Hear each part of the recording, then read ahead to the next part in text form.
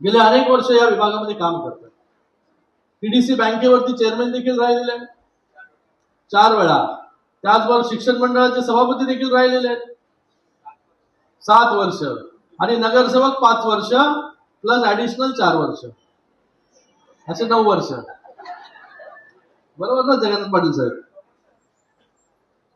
कारण की हे सगळ्यांना असं वाटलंच नाही कधी की नगरसेवक नाही करू. नगरसेवक होता तेव्हा निधी कमी मिळायचा, नगरसेवक नव्हते तेव्हा निधी जास्त मिळायला लागला. आणि बाबाजी पाटीलजी राष्ट्रवादी काँग्रेसचे नगरसेवक होते तरी देखील 270 कोटी रुपयाचा निधी जो आहे हा बाबाजी पाटील यांना शिंदे साहेबांच्या माध्यमाने देण्याचं काम या ठिकाणी केलं. कारण की शिंदे साहेब कधीच जो आहे हा कुठल्या पक्षाचा नगरसेवक आहे, तो कुठल्या पक्षाचा नगरसेवक आहे, हा कुठला आमदार आहे, तो कुठला आमदार आहे, कधीच विचारलं नाही. जो व्यक्ती आला त्याच्या मतदारसंघामध्ये जो जो निधी लागेल त्याला देण्याचं काम जे आहे त्या निमित्ताने शिंदे साहेबांनी केलं.